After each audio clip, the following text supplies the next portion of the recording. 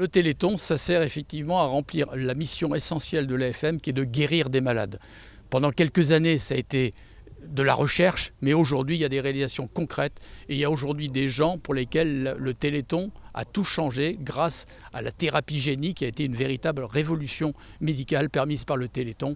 Mais beaucoup de chemin reste à faire et c'est pour ça qu'il faut que ça continue. Le Téléthon en 2019, je vous passe la parenthèse 2020, c'était 1 231 000 qui ont été collectés, dont la moitié sur les animations, sur les 150 équipes d'organisation du Téléthon que nous avions cette année-là en Vendée, et le reste étant collecté en ligne par le 3637 et Internet. Cette année, nous avons à peu près le même volume d'organisateurs, donc avec un espoir effectivement de retrouver le niveau de la collecte de 2019.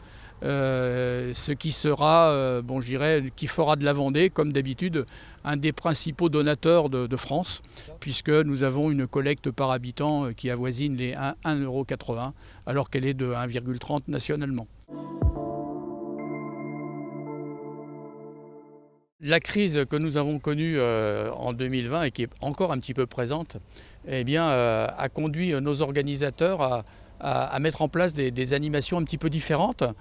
Beaucoup de plats emportés, par exemple, qui dispensaient des rassemblements et des repas. Et donc on les retrouve pour une part importante cette année dans les activités proposées par nos organisateurs. Ces organisateurs, ils sont repartis avec peut-être une volonté même de revanche par rapport aux difficultés qu'ils avaient eues en 2020. Et en fait, ils ont construit de nombreuses animations, des animations pour tous les publics, des animations sportives, mais aussi des animations en ligne qui permettent aux plus jeunes populations effectivement de s'intéresser au Téléthon. Le 36-37, c'est à partir c'est les 3-4 décembre et une semaine plus tard, mais Internet, c'est toute l'année.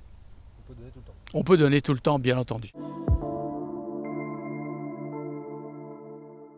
Cette cause nous touche et je crois que le public se rend compte effectivement de l'intérêt du Téléthon d'une manière générale et des avancées concrètes qui existent pour les maladies rares mais aussi pour des maladies plus générales. Et c'est ce qui permet aussi à la Vendée aussi de concrétiser son ambition qui est de faire, qui est une terre de fête avec beaucoup de bénévoles qui s'investissent et qui effectivement s'investissent pour cette belle cause.